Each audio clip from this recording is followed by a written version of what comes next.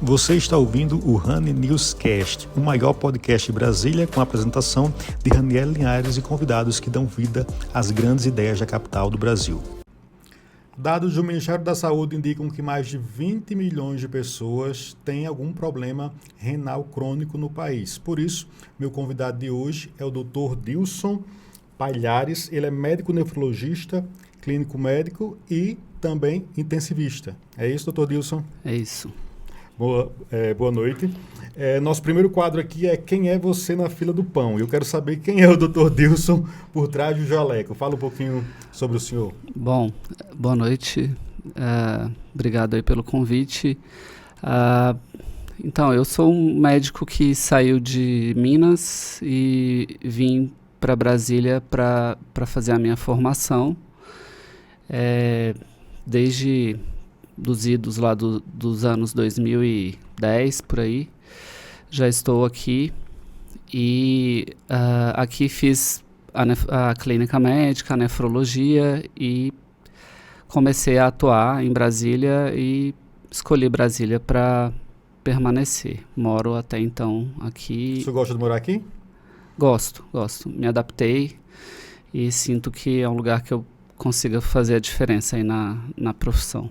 Certo. Em que momento o senhor decidiu? Primeiro explique para o nosso ouvinte, nefrologia é um nome bem técnico, então o que significa nefrologia e por que o senhor decidiu escolher essa especialidade? Nefrologia é o ramo da medicina, é uma subespecialidade da medicina, da parte clínica, que cuida dos rins e do aparelho urinário. Então, rins, bexiga e os ureteres ali, a parte clínica, né? É aquele médico que os pacientes são encaminhados quando eles apresentam algum problema renal, visto de forma clínica. O rim não está funcionando bem, daí é encaminhado para o nefrologista. Certo. Por que o senhor escolheu essa especialidade?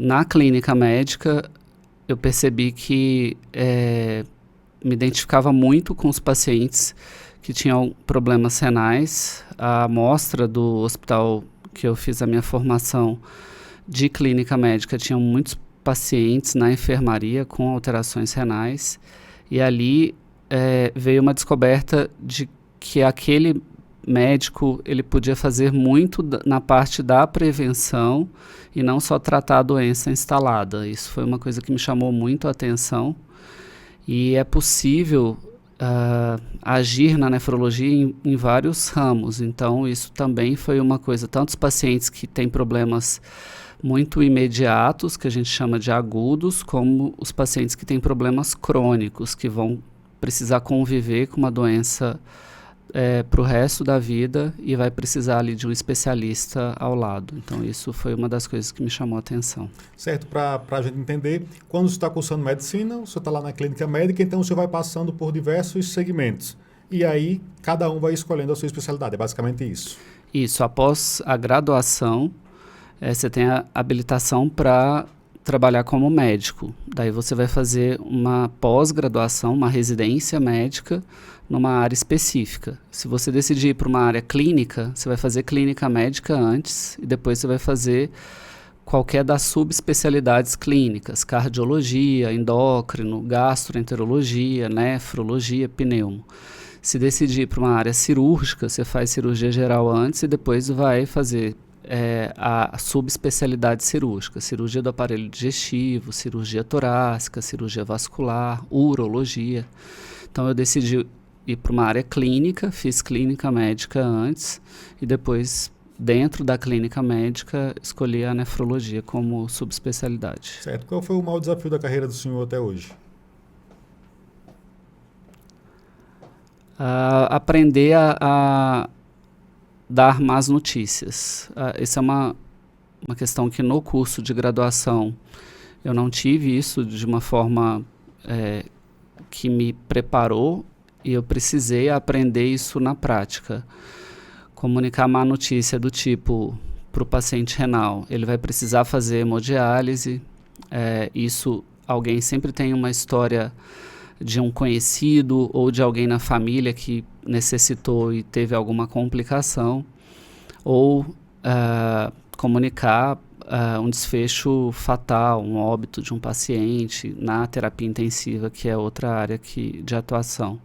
Então, os maiores desafios são esses: comunicação de más notícias, quebrar um pouco da expectativa do familiar e do paciente diante daquele quadro. Ele procura ajuda no hospital sempre com a ideia de que algo não está bem e que após aquela consulta ou investigação ele vai sair bem.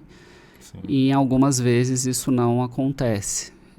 Então isso para mim sempre foi um desafio, mas um desafio que eu digo que nunca está completamente preparado, mas ao longo do tempo as experiências foram ajudando que eu pudesse ser um pouco mais empático, ou cada vez mais empático nessa comunicação de más notícias e sincero com o paciente e com os familiares. Certo. Como conviver com essa rotina que em alguns momentos tem essas más notícias, inclusive algumas trágicas, e como é que o Dr. Dilson chega em casa depois de um dia não muito bom, digamos assim? Como não levar isso para casa? Como não deixar que isso afete sua qualidade de vida, sua saúde mental? É possível? Tem alguma estratégia? Para mim, é completamente impossível desligar daquilo que a gente está fazendo. O que me dá muito alívio, muito alento, é o desafio de estudar mais, de conhecer mais e de entender que aquele conhecimento que você tem para aquele momento que você está vivendo, para aquele momento do conhecimento, a gente até alguns anos atrás não imaginaria que a gente teria uma pandemia. Sim. E como a gente iria lidar com a morte, como a gente teve que lidar e com os pacientes graves.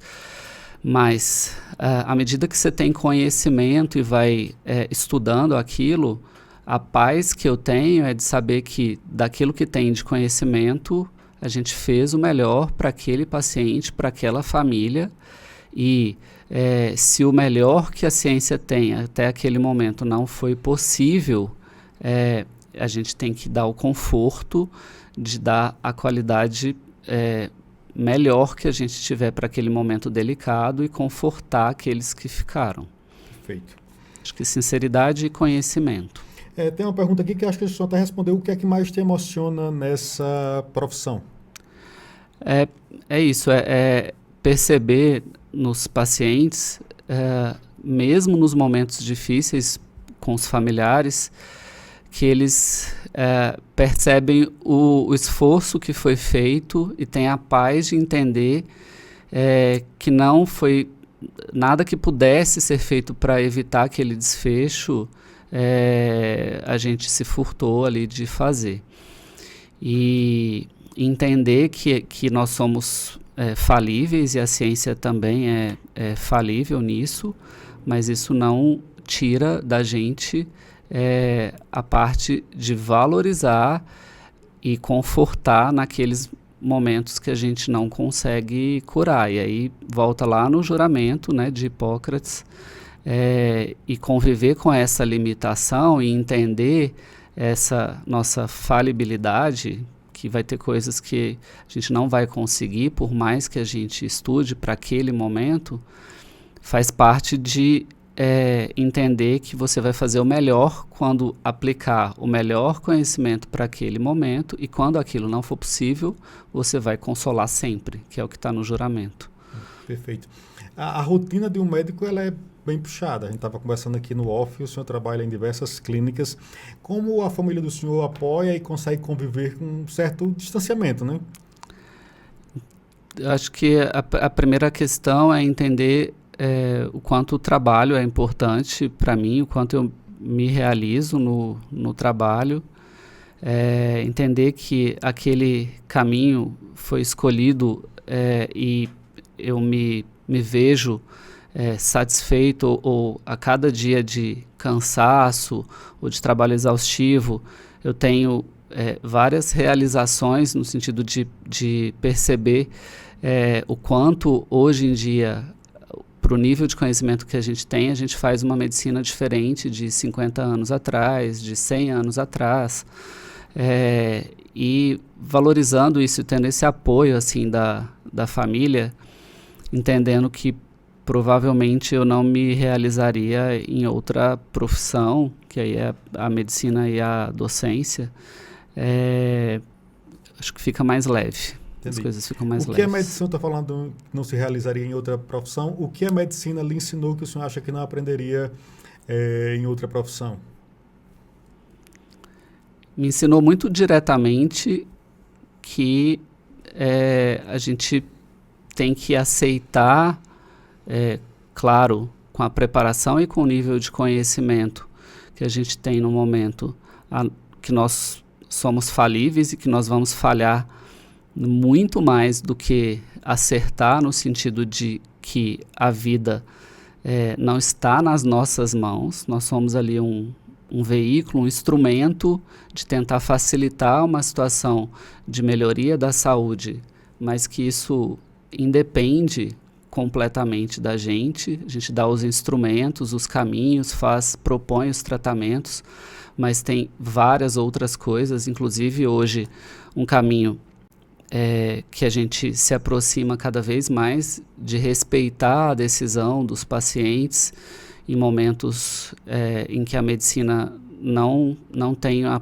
possibilidade de cura, e aí focar no conforto. Então, acho que o ensinamento maior é ser humilde diante da capacidade da falha e levantar todo dia tentando melhorar um pouco mais, estudando um pouco mais, vendo o que tem de novidade, se desafiando. Acho que esse é o grande aprendizado para mim da medicina. Se o senhor não fosse médico, seria... Um detetive. Não um stalker, um detetive. Um detetive. Interessante.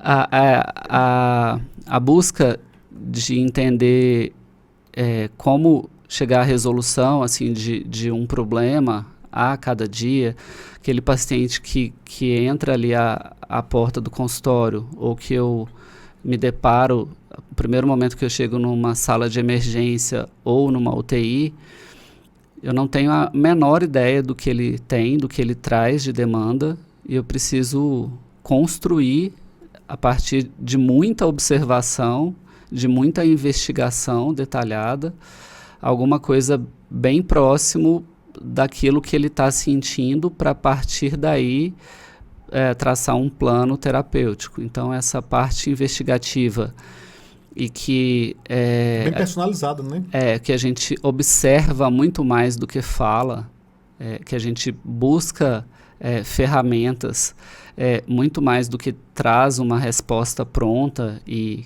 cada paciente às vezes vai responder de forma diversa e você vai ter uma possibilidade diferente de tratamento para ele. Esse para mim é um encantamento do inesperado. Como é ser médico em Brasília, que concentra tantos centros de saúde?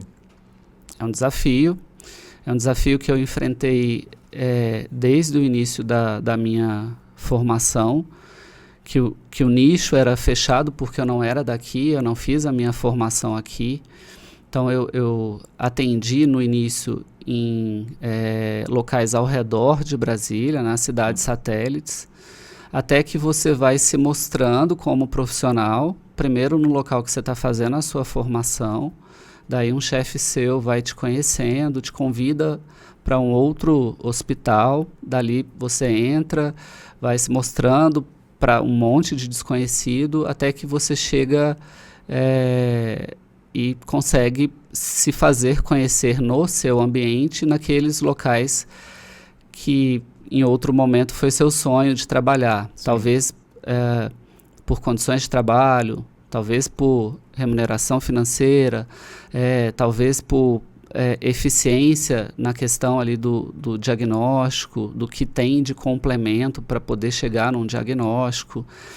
E isso é uma coisa que desafia e também encanta, porque você vai mostrando o seu valor e o seu espaço naquele nicho, e as pessoas reconhecem isso. Basta você trabalhar na direção adequada.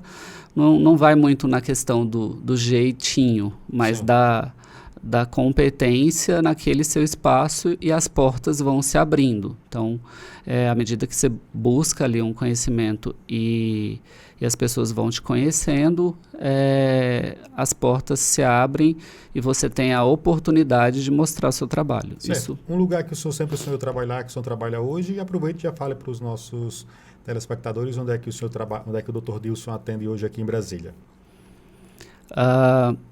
Um lugar que eu continuo trabalhando por respeito ao local que fez a minha formação, é um hospital público, é o Hospital de Sobradinho. E lá eu continuo hoje colaborando de alguma forma com a formação de novos especialistas em medicina. E locais que eu sonhei em trabalhar, locais de ponta que eu sonhei em trabalhar, a UTI do Hospital Santa Lúcia e do Hospital Sírio-Libanês. Sim, são dos hospitais de ponta aqui de Brasília. Nosso primeiro quadro, por trás da imagem, o Arthur já vai falar aqui. Nós estamos no YouTube, nós estamos também no Spotify, e eu quero que o senhor descreva para quem está no Spotify o que essas imagens aqui significam para o senhor e o que elas são aqui. Aqui é a minha filha que acho que me mudou como ser humano. A partir do momento que você percebe que tem alguém que depende de você e que faz que você tenha uma razão ali para levantar todo dia e recomeçar mais um dia, seja ele fácil ou difícil. Então, isso... Ela está com quantos anos hoje? Hoje ela está com 21. Não, é uma menininha para você, mas já é uma adulta, né? Vamos lá, agora a gente vai entrar no próximo bloco para falar um pouquinho sobre saúde renal. Eu queria saber qual é o primeiro sinal de que não tem alguma coisa errada com os rins. A gente tem alguns sinais. As duas principais doenças que causam problema renal no Brasil e no mundo é a hipertensão arterial sistêmica e o diabetes. Então, pessoas que possuem alguma dessas duas doenças, elas deveriam ter sido investigadas com exames de triagem para saber como anda a função renal. Se não foram, deveriam pedir para os médicos e os profissionais que as acompanham fazer uma triagem da função renal. Por que disso? A doença renal, em geral, é uma doença silenciosa. Dado que a gente tem o privilégio de ter 2 rins e um deles funcionando já é suficiente para a gente não ter sintomas claros de que alguma coisa não vá bem. Isso não acontece com o fígado, a gente tem um fígado só, não acontece com o coração, a gente tem um coração só. Então, sinais indiretos de que alguma coisa não vai bem do ponto de vista renal, a urina é o que a gente tem de mais imediato para perceber. Então, urina alterada, na questão da cor, do cheiro, de estar mais espumosa do que o habitual. A pessoa que acorda já inchada, edemaciada, aparentemente sem nada que tenha causado aquilo. Não é aquele inchaço que a gente percebe ao longo do dia, de ter ficado muito em pé e tal, e que ao final do dia vai ter um inchaço. Não, o inchaço da doença renal, em geral, a pessoa vai amanhecer inchada, com o rosto inchado, as pernas inchadas. Isso são sinais indiretos que pode estar acontecendo algum problema renal. Caso tenha histórico na família de alguém que já necessitou de fazer algum procedimento renal, fazer uma biópsia renal, retirar um fragmento do rim, ou teve pedra nos rins, teve cálculo renal, a gente tem que acender um alerta que a pessoa pode ter, do ponto de vista genético, alguma herança ali com um problema renal. A redução do volume urinário, a pessoa tem aquela percepção que ela urina uma frequência de 5, 6 vezes ao dia. De repente, ela percebe que sem alterar nada no dia a dia, ela passou a urinar 2 vezes, ou ela passou a urinar 10 vezes. Então fugiu do número de frequência habitual, ou alteração no volume urinário. O volume está muito maior do que ela está habituada, ou muito menor. Aquela sensação de que toda hora ela tem que ir no banheiro para urinar, e não tem a sensação de que ficou satisfeita, que o esvaziamento não foi pleno, ou que tem sangue na urina, que está ardendo para urinar. Todas essas questões podem sugerir problemas renais que deveriam ser avaliados e investigados. E aquelas pessoas que já têm de base as principais doenças que levam à alteração renal, que é a hipertensão e diabetes, essas sim, e aquelas que já tiveram problemas renais na família, deveriam fazer essa investigação mais de perto. Como é essa investigação? Quais são os exames? Tem uma idade específica que você tem que começar a buscar esse tratamento? Tipo, por exemplo, o exame de próstata que eu vou fazer a partir de 40, 50 anos. Para a função renal, tem algo nesse sentido?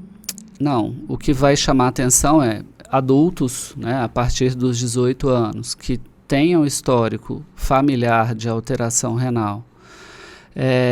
Os idosos, quando começam a ter sintomas de próstata, que foi muito bem lembrado, a alteração prostática não tratada, ela vai levar a um problema renal. Então, a partir do momento que o paciente ele é encaminhado para acompanhar a alteração prostática, o urologista já vai fazer a avaliação dessa questão renal. E se tiver alguma alteração, ele já vai encaminhar para o nefrologista. Porque se a urina é produzida de forma sem alteração pelo rim, mas aquela urina não sai ali da bexiga, por questão de pressão anterior, retrógrada ali, o rim começa a ficar pressionado por aquela urina que não sai e começa a ser destruído. O tecido renal que não tinha problema passa a ser destruído porque a urina está ficando acumulada e não sai. Então, às vezes a gente vê alguns idosos que vai procurar por conta de alteração renal e o uro fala, eu preciso passar uma sonda e agora você tem que ficar com essa sonda porque a sua urina não está saindo. O que ele está dizendo se a sua urina ficar aprisionada, além da dor da urina não sair, você vai ter um problema renal ali adiante. Então eu preciso dar um caminho para essa urina sair. Certo. A obesidade é um fator contribuinte para ter problemas renais? Sim. A obesidade, por si só, altera várias coisas no organismo, tipo a hemodinâmica do organismo, vai liberar, vai fazer com que esse paciente tenha uma chance maior de estar hipertenso de forma silenciosa, porque o paciente obeso, ele não consegue dormir direito, ele tem um risco aumentado de ter a apneia do sono, é aquela pessoa que tem uma pausa durante o sono para respirar, ele não respira direito e de repente ele começa a respirar de forma acelerada ou apresenta um ronco ali.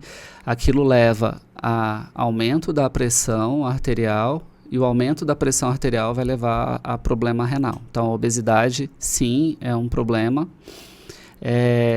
A ausência ali da atividade física, que também está associada à obesidade, pela dificuldade mesmo de se fazer atividade física nesses pacientes, dificulta ali o funcionamento renal, pode predispor a alguns tipos de cálculo renal, e isso pode levar à alteração da função renal. Então, a obesidade predispõe sim à alteração renal. Certo. Existe também uma relação entre a menopausa e a saúde dos rins?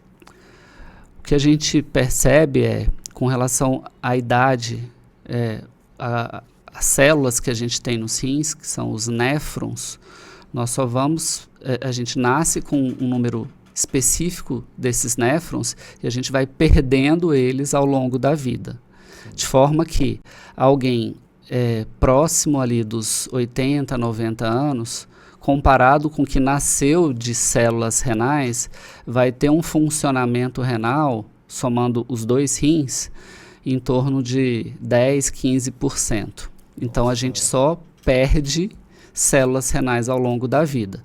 De forma que, independente da alteração hormonal da menopausa, já é um período que as pessoas estão avançando ali na idade das células, e se elas tiverem fatores contribuintes para que acelere esse processo de perda celular, uma idade que era para ela chegar com 10, 15% da função renal, ela vai chegar com 5%. E em torno de abaixo de 10% desse funcionamento renal, fica quase que inviável manter o equilíbrio do organismo sem fazer alguma terapia de substituição renal, hemodiálise, diálise peritoneal ou transplante renal. Certo.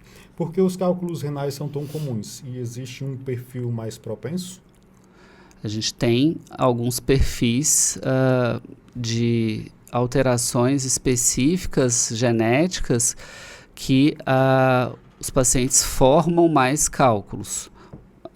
Alguns desses cálculos têm associação com fosfato, outros com cálcio, outros com tem cálculos de estruvita, que tem a ver com infecção urinária de repetição não tratada, e ali aquela bactéria passa a ser um núcleo para agregar o cálculo renal, e aí é difícil de tirar esse cálculo renal porque ele tem ali uma bactéria nele, e ele desenha às vezes formando como se fosse até um coral ali no rim.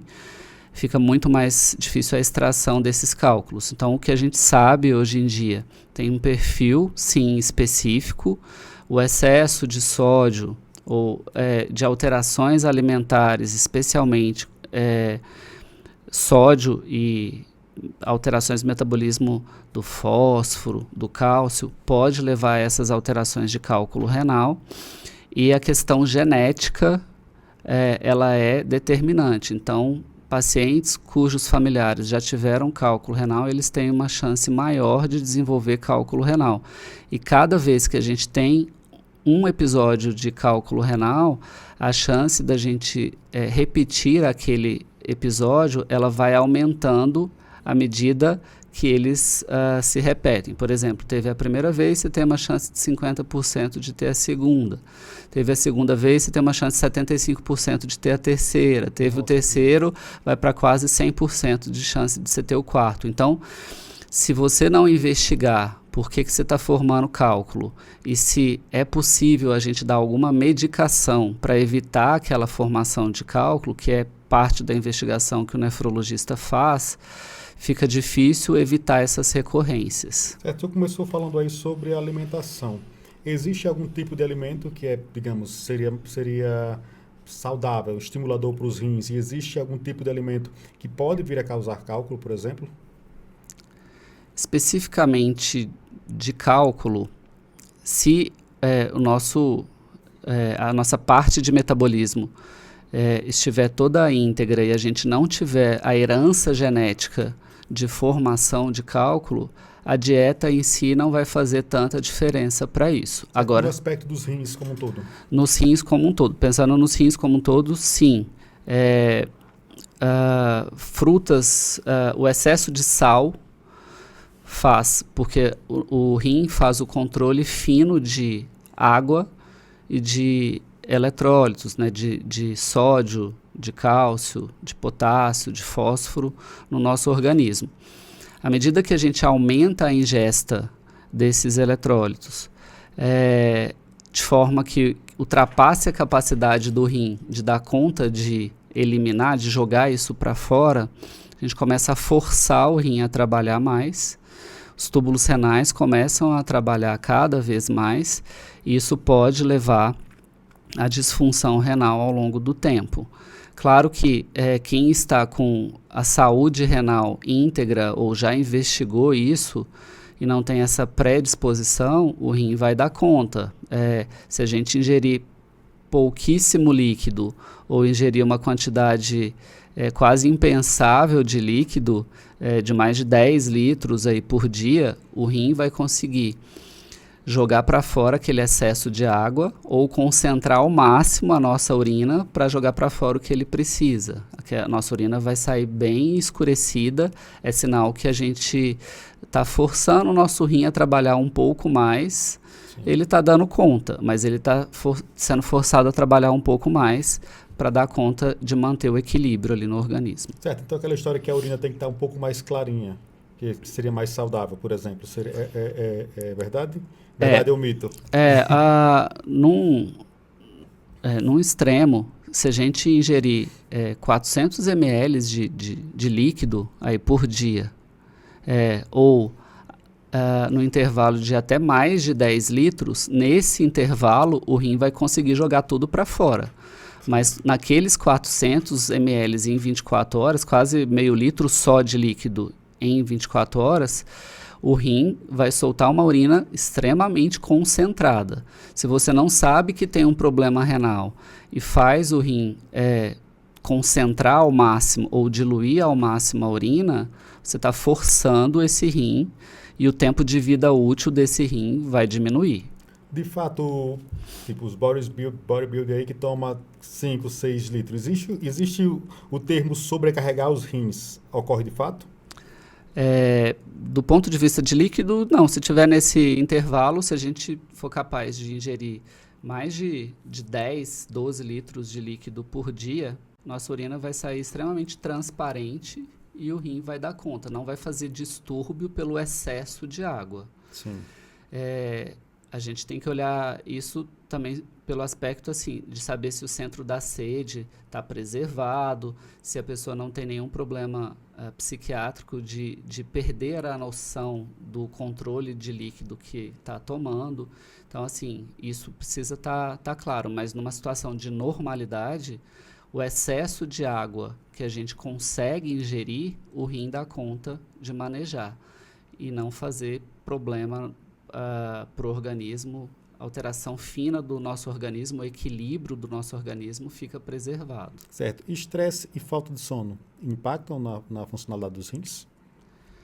O estresse aumenta toda a parte hormonal de forma que a gente tem uma facilidade de ficar hipertenso. Então, o controle fino da pressão, ele depende muito do funcionamento renal. E o estresse, é sabido que o estresse libera alguns hormônios, hormônios de luta ou de fuga, que faz com que a gente tenha, a gente acelere a nossa frequência cardíaca, a gente aumente a nossa pressão. Isso, em última análise, vai forçar que o sangue que chegue até os rins chegue numa pressão maior.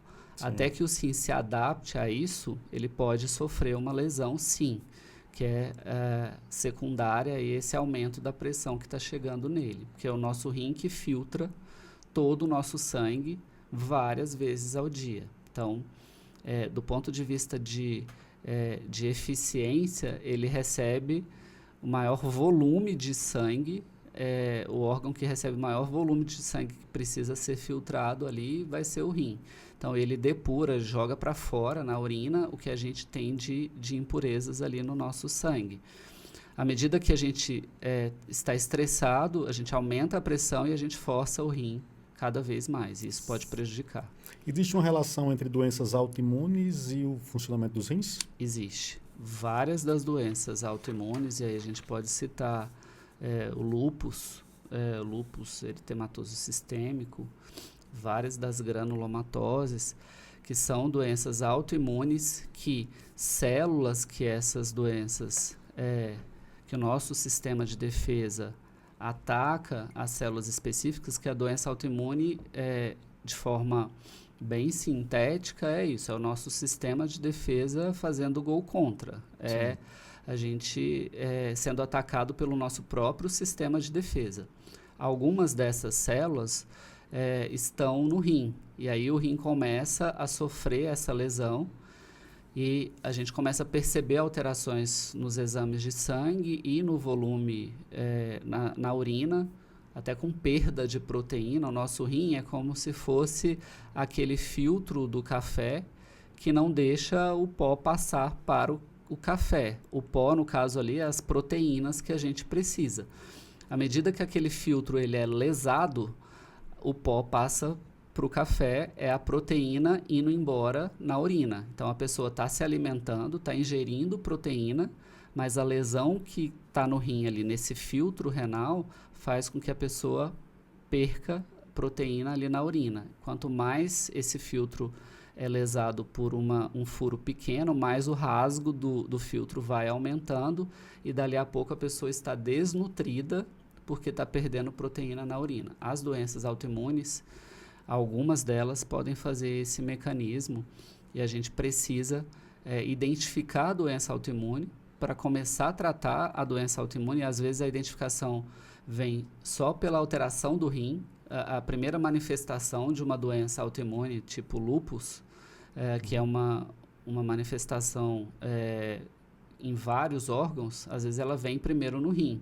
Começa a ter uma alteração renal, a gente começa a investigar e descobre uma doença autoimune ali. Aí eu preciso de fazer o tratamento da doença autoimune para parar de prejudicar o rim e ver se a gente consegue preservar aquela função do rim. Certo. O que a população em geral mais negligencia no que diz respeito aos cuidados com os rins? Existe algum fator? O cuidado das doenças que todo mundo sabe, às vezes que tem, que precisa fazer o controle, tomar a medicação e fazer a atividade física para o controle daquela doença, se alimentar de forma correta, mas como é um tratamento em longo prazo ou para a vida toda, eu não dou o diagnóstico de um paciente hipertenso e falo assim, olha, toma esse remédio aqui por uma semana e você vai ficar bom. Não, eu tô te contando que a partir de agora você vai estar hipertenso provavelmente para o resto da vida. Tenha no tratamento, na atividade física, na sua alimentação, um aliado. Não tome isso contra você, porque aí entra um pouco do imediatismo. As pessoas nos procuram assim, não, passa um remédio aí que eu vou curar, passa um remédio aí que me cure do diabetes. E quando faz isso, a pessoa está, além de estar negligenciando as outras complicações que quase todo mundo lembra, do risco de infarto, do risco de AVC associado a essas doenças, está negligenciando o cuidado renal. Porque se essas doenças são bem cuidadas, bem tratadas, o rim não vai sofrer as consequências delas ao longo da vida, e naquele momento lá que a gente está com uma função renal reduzida, que vai acontecer com todos nós, próximo dos 80, 90 anos, se eu tiver mais a sobreposição de uma dessas doenças que foi judiando do rim ao longo da vida, uma hipertensão que não foi cuidada, um diabetes que não foi cuidado, vai chegar lá na frente, quando eu preciso ter aquela reserva renal, eu tenho, na verdade, um prejuízo renal. Então, é triste quando chega para mim no consultório um paciente cuja função renal já está em torno de 10%, de 15%. E ele tem uma idade biológica que não é compatível com a identidade.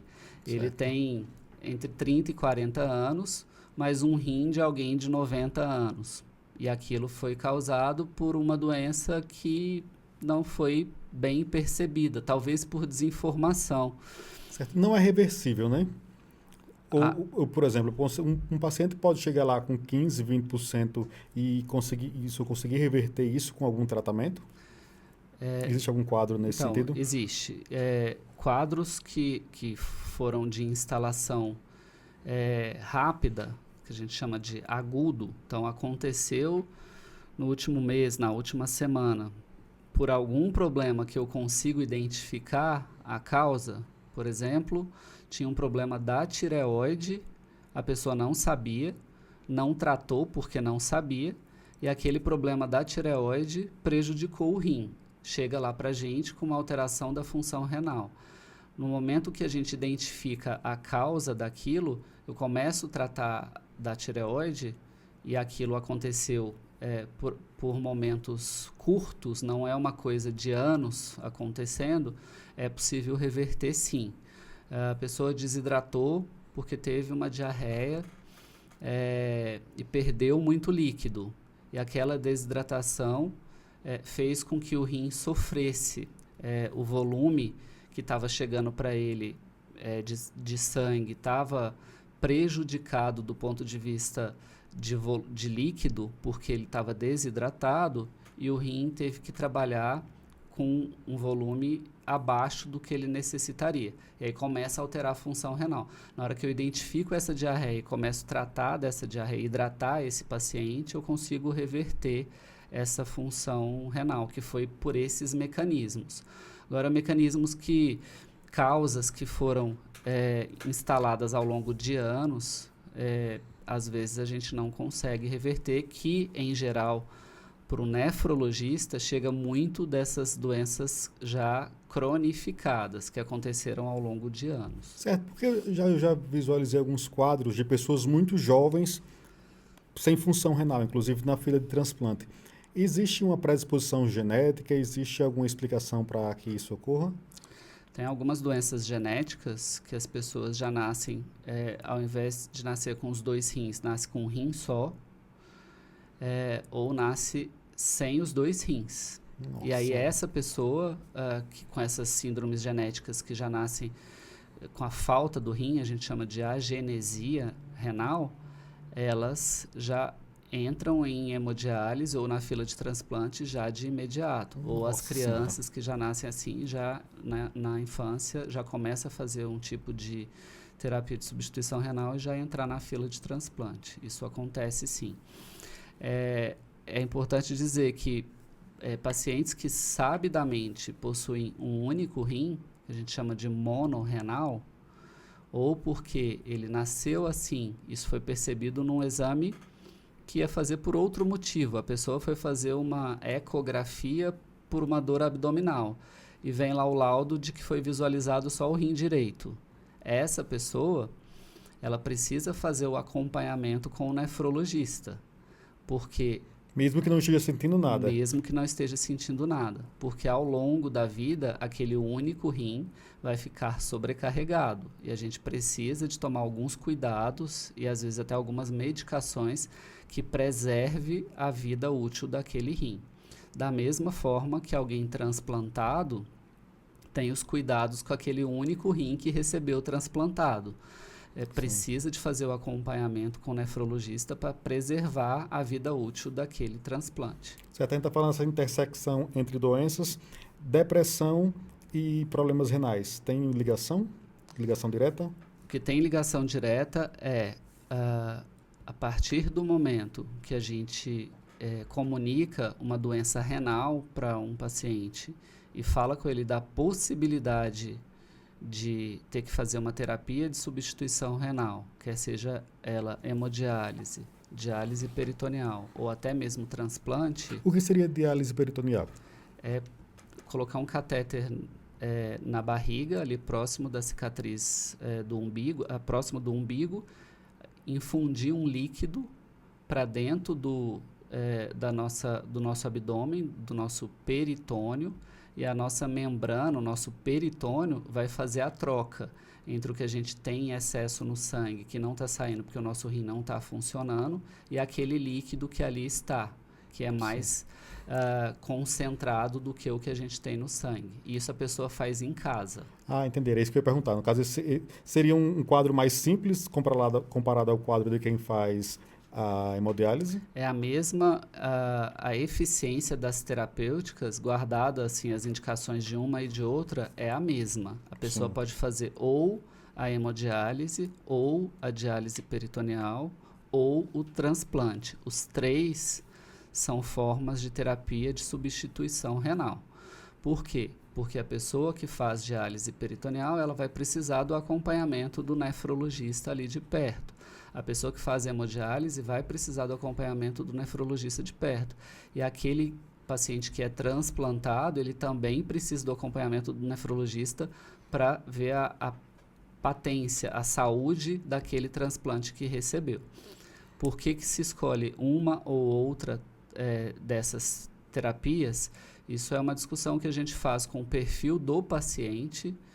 Tem alguns pacientes que vão dizer que tem dificuldade de fazer esse autocuidado, porque quando faz a diálise peritoneal vai fazer em casa, e aí são treinados 2 pessoas, ou o paciente e mais uma pessoa, ou se o paciente não tem condição, 2 outras pessoas que possam instalá-lo, que é uma máquina que é programada para infundir uma determinada quantidade de líquido num período de tempo, em geral durante o sono do paciente, durante a noite. Em geral, todos os dias? Todos os dias, E aí, se o paciente viaja, ele leva aquela máquina para onde ele vai, ele leva aquelas bolsas para onde ele vai, mas tem aquele autocuidado de ter que se instalar, de instalar aquele circuito de tubos naquele catéter que fica ali no abdômen do paciente. Tem gente que não consegue fazer isso, porque tem cuidados básicos de higiene das mãos para não pegar infecção nesse catéter e tal. Então, para essas pessoas que não conseguem fazer esse tipo de treinamento, ou não tem um abdômen que favoreça isso, às vezes já fez cirurgia no abdômen, tem uma cicatriz no abdômen que impeça essa troca, daí a gente vai para outra modalidade, que é a hemodiálise. Na hemodiálise, o paciente vai para uma clínica de hemodiálise. Então, ele faz isso 3 vezes por semana ou até 7 vezes por semana. Tem clínica que permite que o paciente faça hemodiálise todos os dias. Isso faz uma diferença, essa quantidade faz uma diferença na qualidade de vida do paciente? Faz. O paciente que faz 3 vezes por semana, ele faz segunda, quarta e sexta, ou ele faz terça, quinta e sábado. Naquelas 3 vezes, ele vai tirar o excesso de impurezas e de líquido que o rim não funcionou de uma vez só, em 4 horas. Então, pode acontecer quedas de pressão, porque é uma máquina, é um computador que eu programo para ele tirar 5, 6 quilos de líquido em 4 horas. Se eu colocar para tirar 10 quilos, a máquina vai tentar, mas o coração vai começar a chegar uma hora ali que ele vai bater meio no seco, porque o sangue está sendo puxado e desviado ali. Então, tem uma tolerância do paciente. Eu não consigo tirar grandes volumes de uma vez só. Aquele outro que faz 6 vezes por semana, eu consigo reduzir o tempo dele na clínica para 2 horas só de hemodiálise. No final, ele está fazendo as mesmas 12 horas do outro, que faz 3 vezes na semana, 4 horas, mas ele está fazendo isso de forma espaçada, assim. Todo dia ele está ali. O que acontece? Eu consigo liberá-lo para tomar mais líquido. Aquele paciente que... O líquido de quem faz hemodiálise, ele é controlado? É controlado. Isso é uma grande questão que a gente tem com os pacientes, porque por conta da restrição, eles têm uma sede, e aí também tem até uma justificativa fisiológica, assim, o centro da sede fica muito estimulado, daí a gente tenta com algumas medidas enganar ou dar uma sensação de saciedade para essa vontade de líquido, do tipo chupar gelo, chupar limão, para ver se diminui um pouco da sede do paciente, porque eu passo a restringir em 24 horas a quantidade de líquido total desses pacientes de 800 ml, 500 ml de líquido. Porque aquele, por exemplo, que dialisa terça, quinta e sábado, ele dialisou no sábado, ele vai passar o domingo, a segunda e só vai voltar a dialisar na terça-feira. Ele vai passar 2 dias ali do fim de semana, que tem muita ingesta de sal, e o sal dá muita sede. E aí, quanto mais sal esses pacientes ingerem na alimentação, mais sede eles têm, mais peso ele chega para dialisar. Certo. O que vai acontecendo com o organismo, com o metabolismo, com o corpo da pessoa ao longo desse período? Quais são as características, digamos assim, que vai acontecendo? Primeira coisa é acomodar a quantidade de volume que não está saindo ali na urina. Então, se você você continua ingerindo líquido, você tem mais volume circulante, o coração vai ter que se adaptar a bater com o volume que ele não estava acostumado. Isso, ao longo dos anos ou do período de terapia, aquele coração pode ir se tornando insuficiente, disfuncional. Por quê?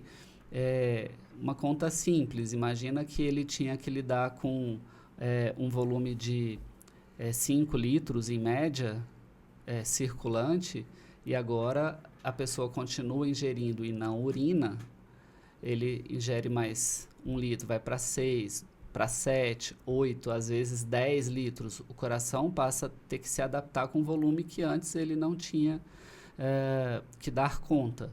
E aí ele vai trabalhando no esforço, o tempo de vida útil desse coração também vai ser prejudicado. Essa era uma pergunta que eu ia fazer. Então, no caso, a hemodiálise ela também vai provocar alguns outros, vai acabar desencadeando outros problemas. Vai.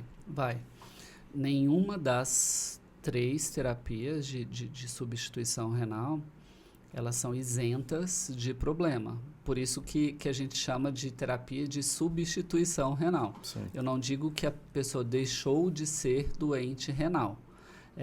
A hemodiálise faz, ao longo do caminho, pode fazer essa disfunção cardíaca, porque durante algumas horas do dia ali na hemodiálise, o coração é submetido a um estresse semelhante a uma maratona, quando o sangue está sendo puxado para passar naquele filtro ali. Então ele pode ir ficando disfuncional ao longo dos anos. É comum acontecer casos de parada cardíaca, por exemplo, durante uma hemodiálise? É possível acontecer e eu já presenciei. Os pacientes renais crônicos, é extremamente interessante assim, a sua questão, que os pacientes renais crônicos morrem de doenças do coração.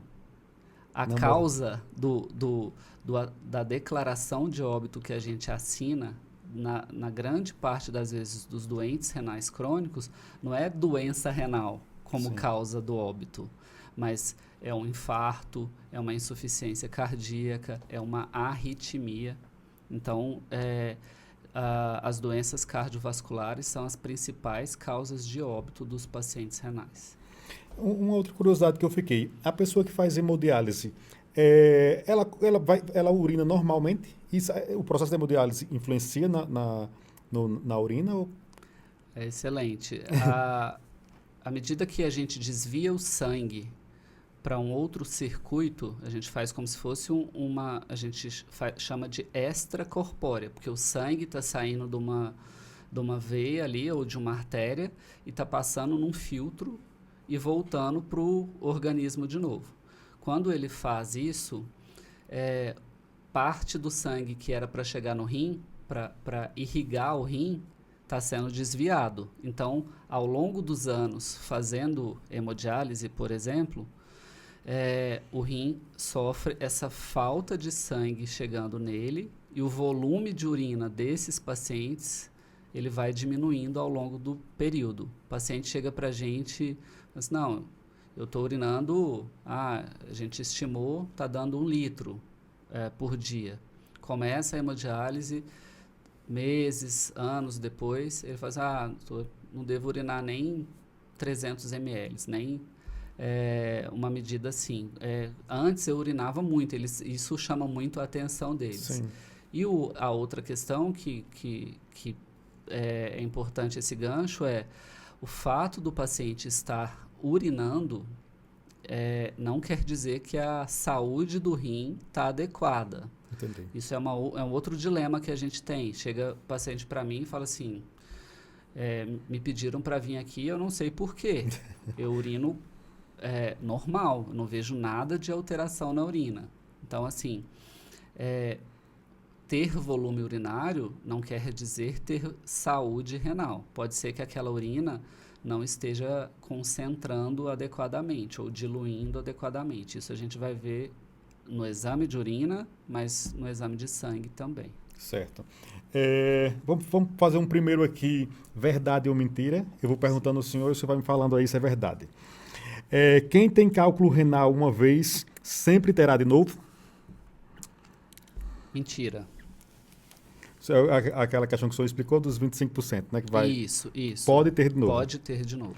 Beber água com gás faz mal para os rins. Mentira. Chá emagrecedor pode prejudicar a função renal. Pode. Alguns chás específicos, eles podem conter toxinas que levam à lesão renal. E aí você fez eu lembrar de uma outra coisa que não é tanto do nosso dia a dia, mas a gente quase não acha essa fruta, que é a carambola.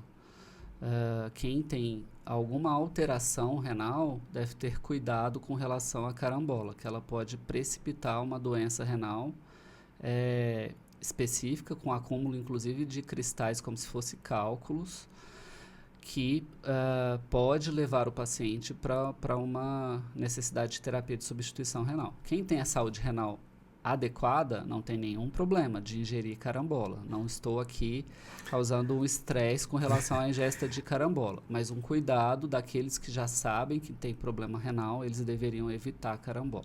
Certo, interessante. O excesso de proteína na dieta pode sobrecarregar os rins?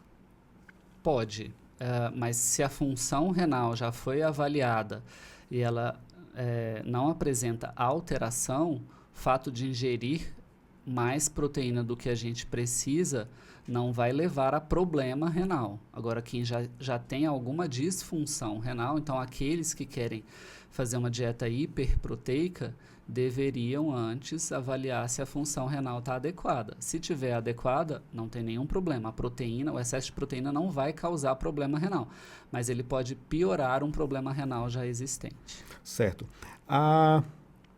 Quem sua muito precisa beber o dobro de água? Não, essa regulação assim do nosso termostato, por assim dizer, é muito bem feita. O nosso centro da sede, a não ser em situações extremas. A criança, ela não consegue pedir água ali, o bebê. E o idoso, o centro da sede dele pode estar comprometido também pelo próprio envelhecimento do cérebro. Então, nesses extremos de idade, a gente tem que ficar atento ao excesso de suor para repor o líquido. Tirando esses extremos de idade, ou o paciente que ele está ali em coma, sedado, que ele não pode responder por ele, tirando esse perfil de pessoas, as demais, o centro da sede vai sinalizar e a pessoa vai conseguir ingerir o suficiente para não fazer disfunção renal por conta do suor. Certo. A cor da urina é o melhor termômetro da saúde renal? É um termômetro importante, não é o melhor. O melhor termômetro de saúde renal é feito com a combinação de alguns exames de sangue, exame de urina e até um ultrassom dos rins. Certo. A creatina é perigosa para todo mundo? Mito. Mentira total? Só pessoas mais velhas têm risco de insuficiência renal? Mito. Os jovens também precisam, pelo menos em algum momento da vida, avaliar a função renal. Frutas cítricas ajudam a prevenir cálculo renal? Um tipo muito específico de cálculo renal daqueles que já fizeram a investigação e precisa de ingerir um excesso de frutas cítricas ou até mesmo da medicação que equivaleria a essas frutas cítricas. Mas não são todos os cálculos e isso não é uma verdade para todos os cálculos, não. Certo. Refrigerante diet prejudica menos os rins? Mentira. Nada a ver. Quais os avanços, saindo agora do Verdade ou Mentira, entrando mais um bloco de pergunta, quais os avanços recentes que te animam na nefrologia? A possibilidade de, em algum momento, a gente poder ter a produção de um novo rim a partir de células que a gente chama células com capacidade de gerar outras células. Então, células-tronco, por exemplo? Células-tronco, por exemplo. Sim. Porque aí você vai conseguir fazer isso de forma compatível. Daí você tiraria uma daquelas células do próprio organismo da pessoa e tentaria produzir alguma coisa semelhante a um rim. Não sei se eu vou ver isso em vida, mas isso me anima, algumas coisas paralelas e que causam muito... Tem a história do Chaves e um rim do porco, né? Isso, eu ia falar isso agora. Algumas coisas paralelas que mostram esse avanço. Teve esse transplante que a gente chama de xenotransplante, né? que é o transplante de um órgão de uma outra espécie para a espécie humana. Isso foi conduzido, inclusive, por um nefrologista brasileiro que vive fora, e deu muito certo por um bom tempo. Eles conseguiram, do ponto de vista de manipulação genética, fazer um rim um pouco mais biocompatível, no sentido de ser mais compatível com o ser humano. Teve pouca rejeição, mas aí tem alguns limites éticos que a gente precisa avançar ainda e discutir melhor. Se a gente deveria manipular, do ponto de vista genético, outras espécies em favor da nossa espécie. Sim. Se a gente deveria direcionar esses estudos para estudos com a nossa espécie, tentando rins do ponto de vista celular mais biocompatíveis. Então, como a estrutura do rim, o rim, ele filtra, ele controla hormônios, ele produz hormônios, ele ajuda nesse equilíbrio de ácido e de base do organismo, coisas que as nossas reações não acontecem em ambientes extremos de ácido ou de base, então o rim tem essa importância. Então, nessas funções todas do rim, a disfunção renal leva até a uma anemia, porque o rim produz ali uma determinada substância que estimula a medula a renovar as nossas hemoglobinas. Então, sim, quando o rim não está funcionando bem, nos renais crônicos, por exemplo, eles têm uma anemia, a gente tem que repor isso aí que não está sendo produzido. Então, é um órgão extremamente complexo do ponto de vista de reprodução. Não é uma única coisa que eu preciso pensar que uma célula dessa vai precisar fazer essa função. Então, eu acho que leva um tempo, mas já tem alguns avanços na ciência que nos anima a pensar que talvez um dia a gente não precise de lançar mão das terapias de substituição renal, mas que a gente consiga substituir o rim ali compatível com cada um. Certo, a gente está falando sobre transplante, substituição de rins, no Rand News TV, que é o nosso site, nosso blog também.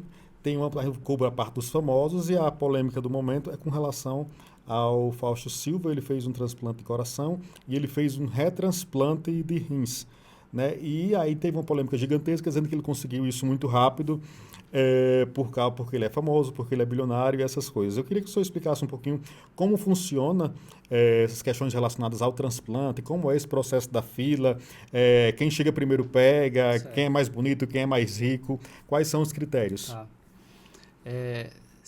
A gente avançou muito na questão dos transplantes de órgãos sólidos, que a gente fala, rim, fígado, coração. E é importante dizer que, pelo fato de ser transplantes, a gente tem duas modalidades. Um é de doador intervivo, então um irmão doa para o outro irmão, um pai recebe de um filho ou doa para um filho. Isso é transplante entre vivos. Tira um rim meu e vai para o meu pai, certo, ou para minha filha. Interrompendo o senhor, me desculpe. Nesse intervivos, acontece de ter uma compatibilidade entre não membros da mesma família? Então, aí tem que testar a compatibilidade. Sim. Então, antes de fazer o transplante, você testa a compatibilidade. Porque se a compatibilidade não for extremamente alta, você não vai colocar em risco aquele que vai ficar sem o órgão, porque vai colocar no outro e depois não vai ser compatível. Então, antes é testado por exame de sangue do doador e do receptor se é compatível e qual a porcentagem de compatibilidade. Isso é um fator interessante, eu desconhecia totalmente. Então, quando a gente fala em compatível, não quer dizer que é 100% compatível. Não. A não ser que seja assim, irmãos gêmeos univitelíneos, os dois são iguais, ou irmãs iguais. daí você vai ter uma compatibilidade que chega nesse 100%. Mas tirando isso, não. Então, tem um nível de compatibilidade que não, tudo bem, esse transplante pode acontecer. Transplante intervivo não entra nessa fila. Essa fila de doação de órgãos entra doação de doador cadáver, que a gente fala. A pessoa teve um processo de diagnóstico de morte encefálica, o cérebro morreu, mas o rim está funcionando, mas o coração está funcionando, o fígado está funcionando. Na nossa legislação, é estabelecido que a morte do cérebro é igual à morte da pessoa. Sim. Então, eu não posso permanecer depois do exame confirmatório de morte encefálica com os aparelhos ligados. Isso não é uma vontade minha, profissional de saúde, ou da família. Eu tenho que ir lá e desligar o aparelho. Então, antes de ser desligado o aparelho, a família é abordada pela equipe de transplante. Eu, médico assistente daquele paciente que evoluiu para a morte encefálica, não falo nada de transplante com ele. Eu estou cuidando dele, do paciente ali. Entendi. A partir do momento que a família decide vou doar, é retirado os órgãos que são possíveis de ser transplantados. Aí vai olhar a função renal. É possível transplantar? Então, vão ser 2 rins, por exemplo, um coração e um fígado, córneas. Aí vai para a fila. Todo mundo que se cadastrou na fila de transplante de doador cadáver, porque se for doador vivo, você vai chegar lá e vai apresentar o seu familiar e falar assim, eu queria testar, eu tenho 5 irmãos, eu queria testar os 5, todos os 5 concordam, se algum deles for mais compatível, de doar para mim, ou meu pai, ou a minha mãe. Isso independe de fila, de transplante. Agora, o transplante de doador cadáver, a fila não é por quem chegou primeiro, é por quem é mais compatível.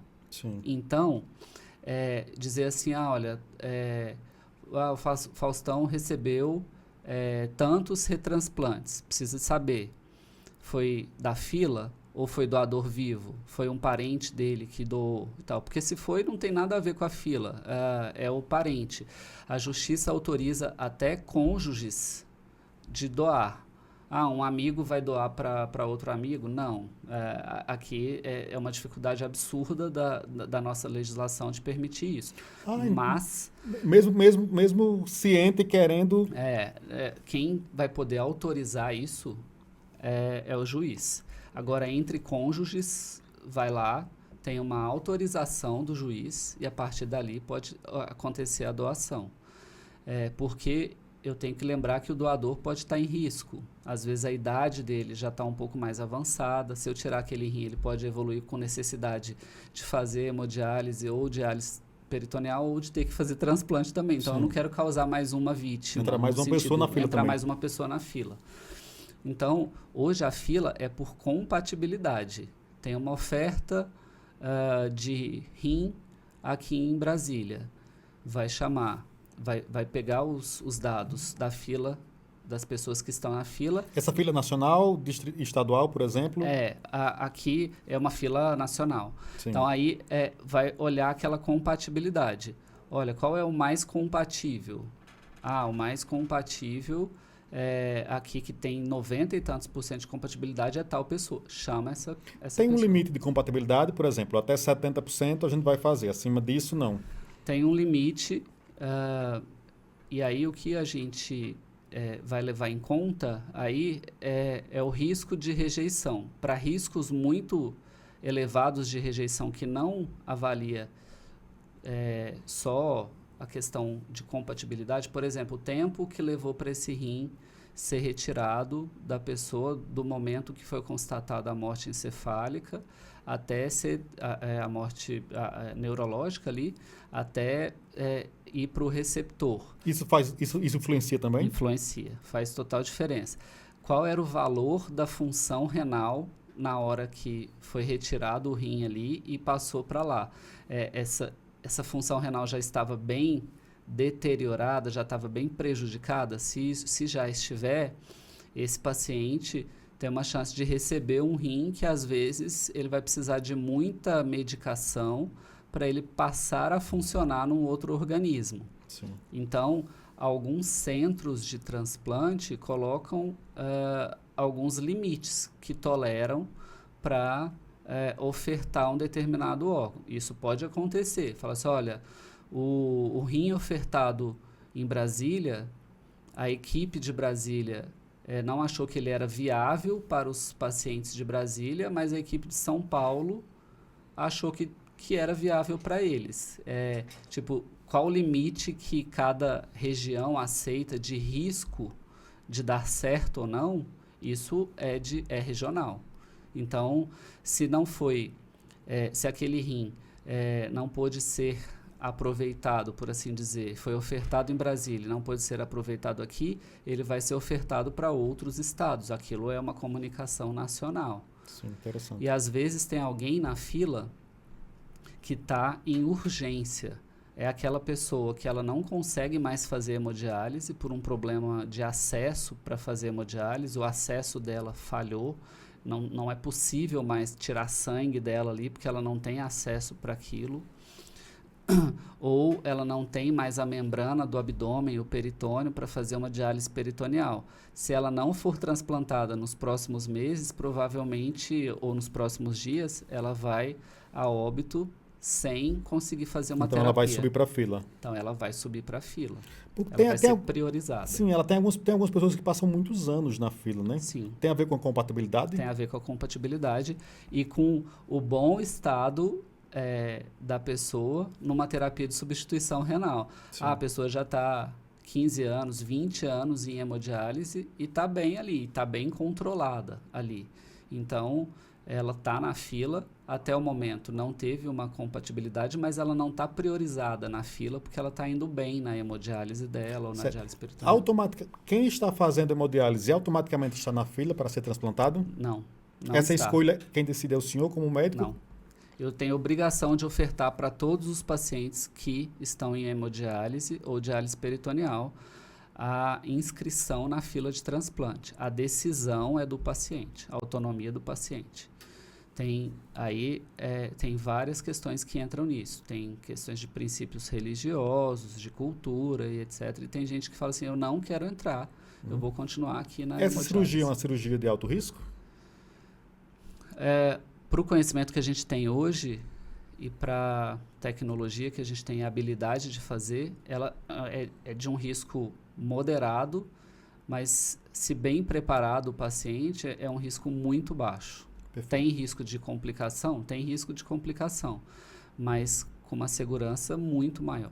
Vamos lá, fazendo um bloco aqui do consultório para a vida. Quais hábitos simples podem proteger os rins diariamente? Cuidado com a dieta, uma ingesta não elevada de sódio, atividade física regular e cuidar daquelas doenças de base que você já tem conhecimento. Se tiver hipertensão, cuidar da hipertensão, se tiver diabetes, cuidar do diabetes ou alteração da tireoide para evitar que isso comprometa a função renal. É importante fazer exames preventivos mesmo sem sintomas? Pelo menos uma vez na vida, avaliar a função renal. Certo. O SUS dá suporte adequado para os pacientes com doenças renais? Tem alguns gargalos no SUS. O que a gente vê acontecendo na emergência chegar paciente já em urgência dialítica, ou por desconhecimento, ou porque não conseguiu a consulta ali no ambulatório de nefrologia. Mas aí, o que tem sido feito? Que o médico da atenção primária, ele saiba conduzir, isso é uma recomendação inclusive da Sociedade Brasileira de Nefrologia, que o médico da atenção primária saiba conduzir os estágios iniciais da disfunção renal, para que encaminhe para o especialista em estágios de alteração da função renal moderado para avançado. Então, aqueles pacientes que já acompanham na atenção primária, na teoria, eles já estão sendo avaliados do ponto de vista da função renal. Certo. Como o Brasil está em termos de políticas públicas para a saúde renal? Tem um gasto grande com a terapia de substituição renal e muito do que se gasta na nefrologia vai para essa terapia. O que a gente não tem ainda tão bem estabelecido é o que a gente faz.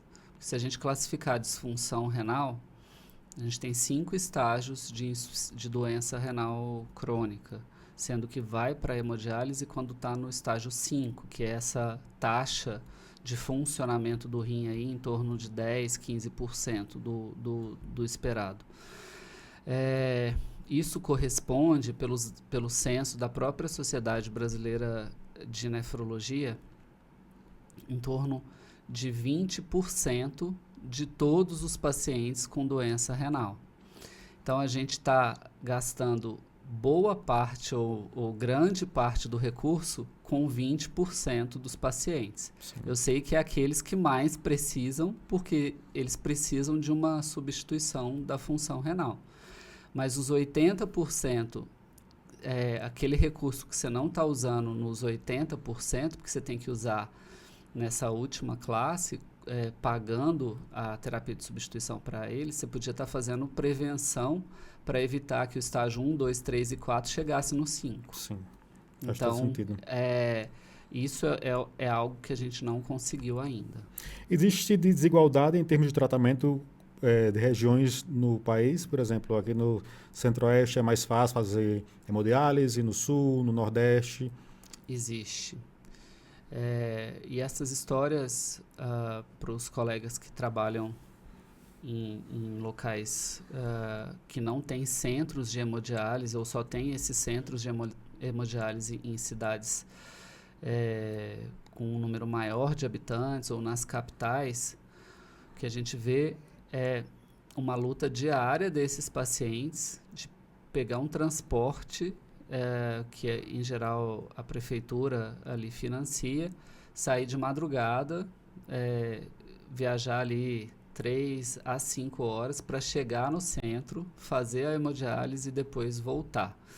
Então, a terapia por si já deixa o paciente mais sonolento, mais cansado depois de uma sessão de diálise, pode ter dor de cabeça, sensação de fraqueza, porque efetivamente a pessoa perdeu ali de líquido 4 quilos, 5 quilos. Nossa.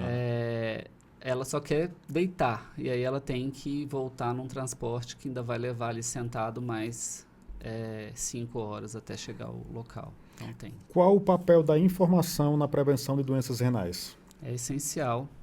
Hoje, com a tecnologia que a gente tem, a disponibilidade de informação, a gente tem que ir atrás de boas fontes, as fontes associadas aí às políticas públicas e à sociedade de nefrologia e trabalhos bem feitos aí de nefrologia ajudam que as pessoas entendam que esse é um problema real, que ele está mais perto do que a gente imagina. Se a gente tem algum parente ou alguém na nossa casa ali ao lado que tem uma doença hipertensiva ou tem um diabetes, essa pessoa é um potencial renal crônico. Então, será que ele já olhou isso alguma vez? Será que ele está cuidando da saúde? Porque ele está pode estar ali no estágio 1, 2 e não está sabendo do que está acontecendo.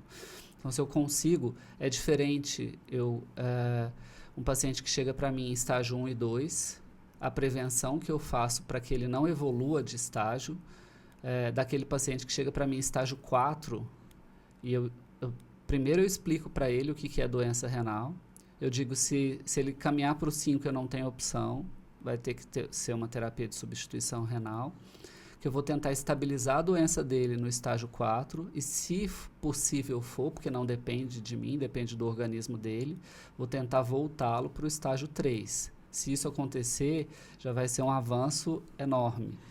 Porque eu estou ganhando anos com aquele tecido renal que ainda está saudável.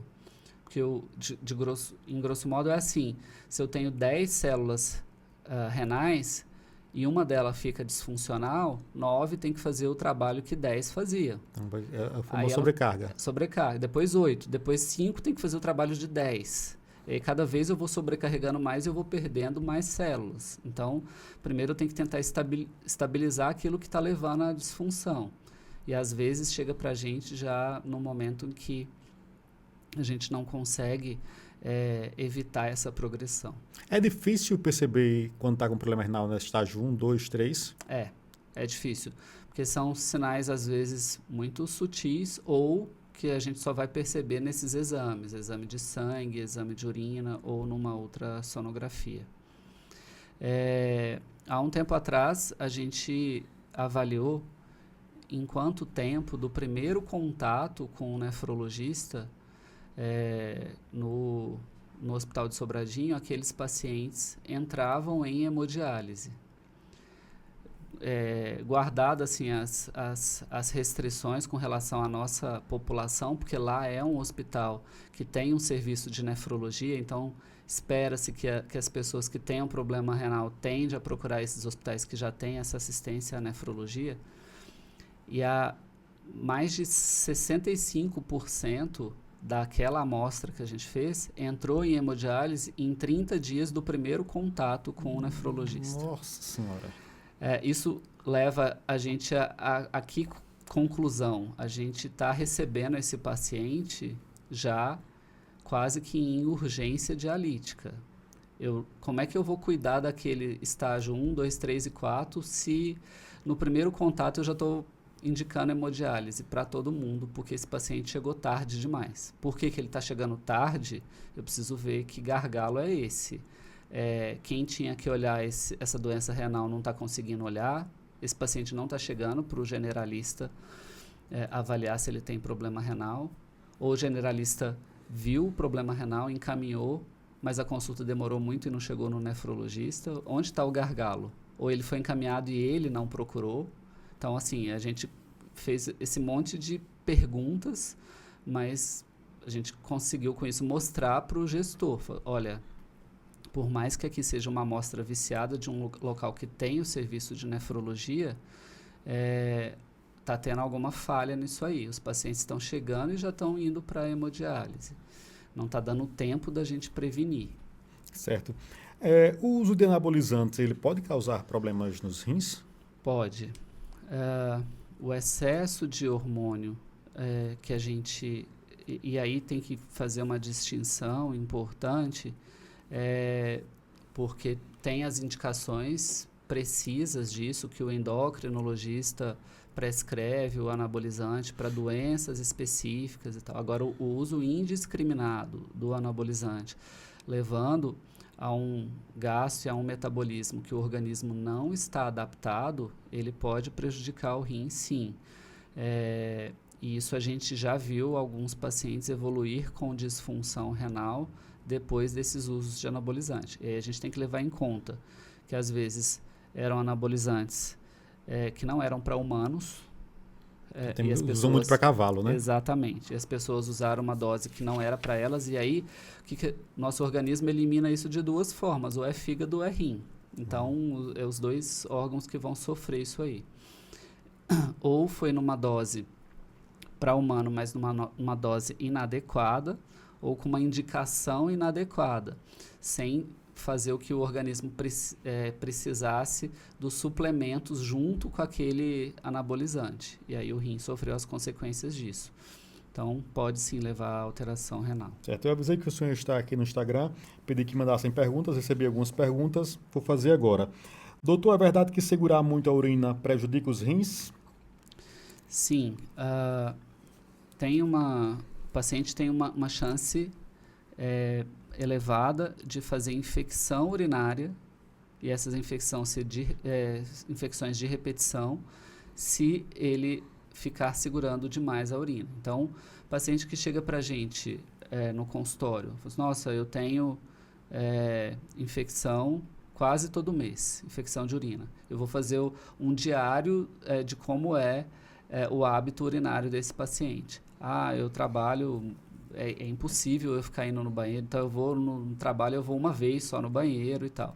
Na hora que você faz isso, por mais que a urina seja um ambiente que é para ser estéril, se por algum motivo aquela barreira foi quebrada e tem uma bactéria ali que pode causar uma infecção, o ato de urinar joga lava aquele canal daquela bactéria que está tentando se instalar ali. Então tem um fator mecânico nisso.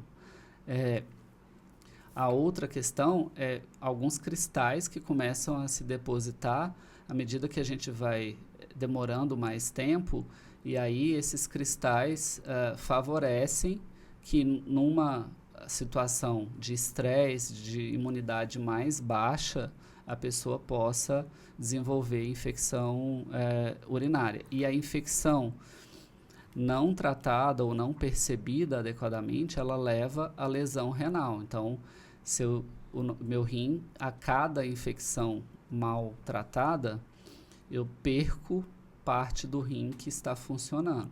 E aí ele substitui aquela parte funcionante por uma parte não funcionante, que a gente chama de fibrose. Mulheres tendem a ter mais infecção urinária que homens? Tem. Isso é justificado pela anatomia do trato gênito-urinário feminino.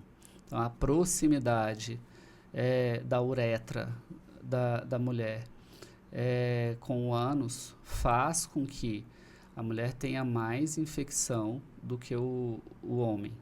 E aí, assim, mais uma vez, se o hábito urinário não é de ficar segurando, se a higiene é feita de forma adequada, se não segura a urina, se bebe líquido o suficiente para ir mais vezes ao banheiro, ela vai diminuir aquela chance de infecção de repetição. Outra questão que está associada à infecção urinária feminina é o intestino muito preso. Então, o hábito de evacuar que demora muitos dias ali sem evacuar, faz com que as fezes fiquem muito tempo ali acumulada no intestino, e algumas daquelas bactérias, porque as fezes, se a gente pudesse olhar o que tem ali nas fezes, em torno de 70% vai ser bactérias. Não quer dizer que são bactérias que vão nos causar mal, mas à medida que aquelas bactérias ficam ali acumuladas e a pessoa não limpa ali o intestino pelo hábito da evacuação, tem uma translocação que a gente fala, que as bactérias migram e pode invadir ali o trato urinário e causar infecção de urina. Então, mulher sim tem mais infecção do que o homem. É esperado uma média de até 4 episódios de infecção por ano na mulher, infecção urinária. Senhora. A água alcalina realmente melhora a saúde renal? Do ponto de vista da saúde renal, não faz diferença. Próximo, Arthur. Existe idade em que o risco de insuficiência renal é maior?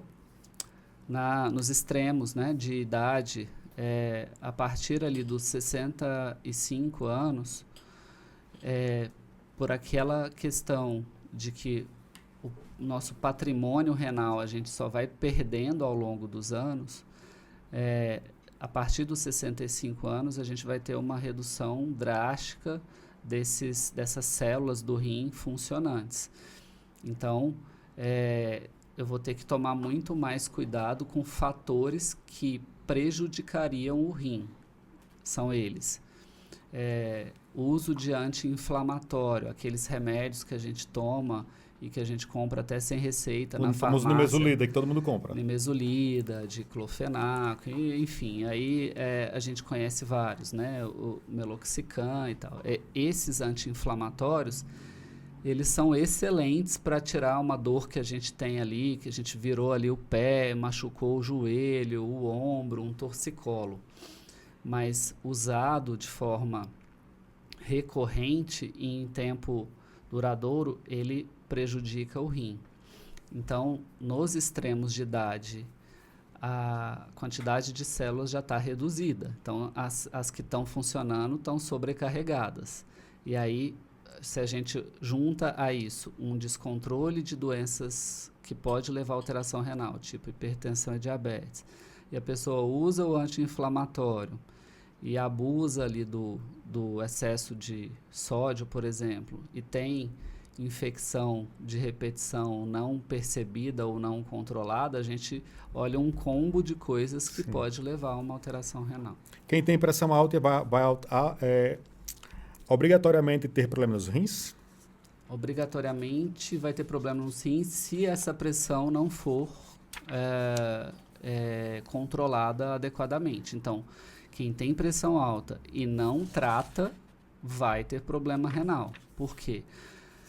O rim faz o controle fino do sangue e esse sangue vai chegar ao rim com uma pressão muito elevada.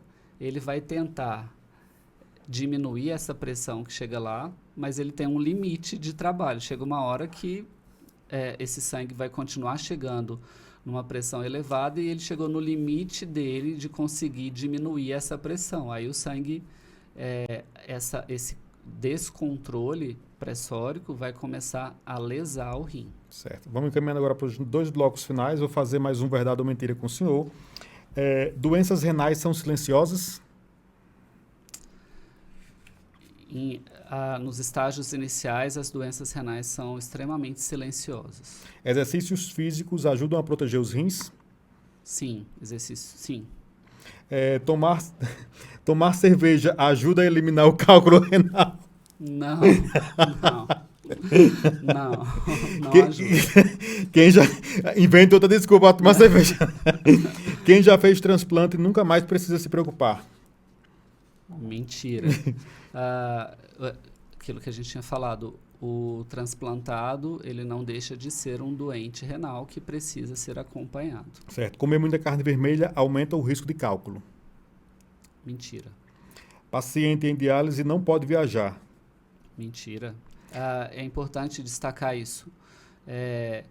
Na diálise peritoneal, ele leva a máquina junto a ele e ele pode ir para o meio do nada, desde que tenha ali uma energia, ou hoje em dia um carro elétrico que permita a energia, a máquina dele vai funcionar.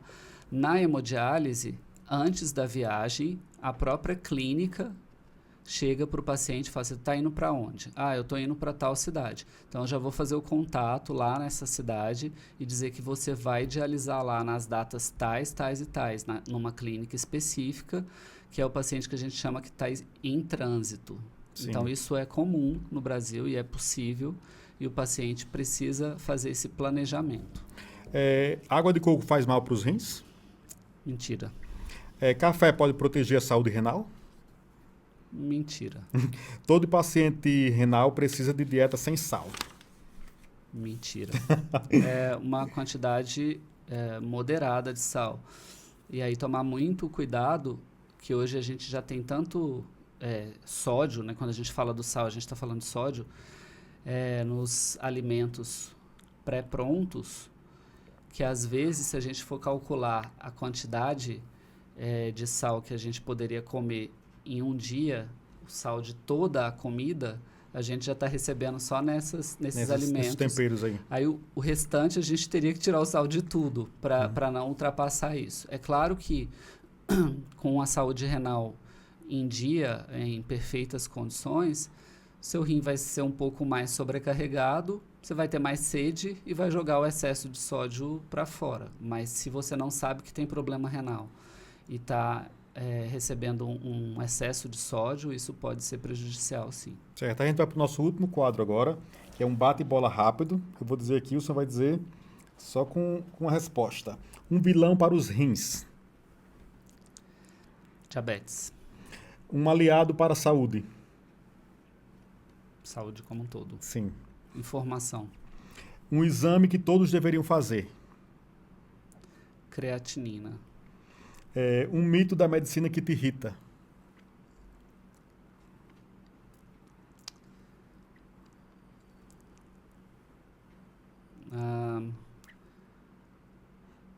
Que o médico tem o poder de tratar qualquer coisa com uma receita por pouco tempo, que tudo tem um remédio. Uma vitória profissional. Ter defendido o meu doutorado. Um sonho pessoal. Fazer diferença na vida das pessoas, deixar alguma coisa na nefrologia, na terapia intensiva, na clínica médica, deixar alguma coisa como médico para a posteridade. Uma cidade que marcou sua vida. Aqui eu nasci, Uberlândia. Uma inspiração profissional.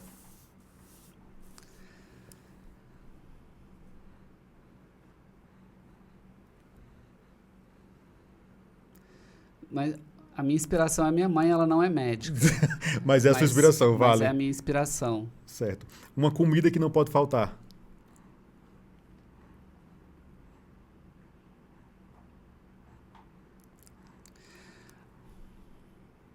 Carne.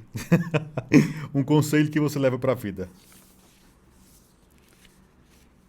Estude, se esforce. Com esforço tem espaço para todo mundo. Certo. Doutor Dilson, queria agradecer muito a participação do senhor aqui hoje. Geralmente nós fazemos aqui 1 hora de programa, nós fizemos com o senhor 1h30 de programa, porque tipo assim, ainda tem muita coisa aqui. O senhor trouxe muita informação de uma forma muito clara, né, de uma forma muito objetiva e que todos os nossos telespectadores e ouvintes vão gostar. Então esse vídeo vai ser sucesso com certeza. Muito obrigado pelo senhor ter vindo aqui. Nosso último quadro é Vendo o Seu Peixe. O senhor pode olhar para essa câmera, divulgar aí o Instagram do senhor, suas redes sociais e deixar algum recado que o senhor queira. Então, mais uma vez aí, obrigado pelo convite. Eu queria que ficasse dessa nossa conversa. Lembrem dos rins. Faça pelo menos uma investigação na vida de algum problema renal. Procure um profissional especializado, um nefrologista. E eu estou no LinkedIn, no Instagram, e nesses hospitais que eu falei aí. E não acreditem nas coisas que ouvem ou que leiam que não tenha lastro, que não tenha substrato. A gente tem muita informação, mas precisa ir atrás de uma informação de alguém que se debruçou e que teve algum trabalho ali para construir uma coisa verdadeira. Acho que é essa a mensagem. Certo. O Instagram do senhor? Palhares.Dilson. Palhares.Dilson. Isso. Pronto. E só. Tá. Muito obrigado. Nada. Você ouviu o Honey Newscast, o maior podcast de Brasília, com episódios semanais e convidados que dão vida às grandes ideias da capital do Brasil.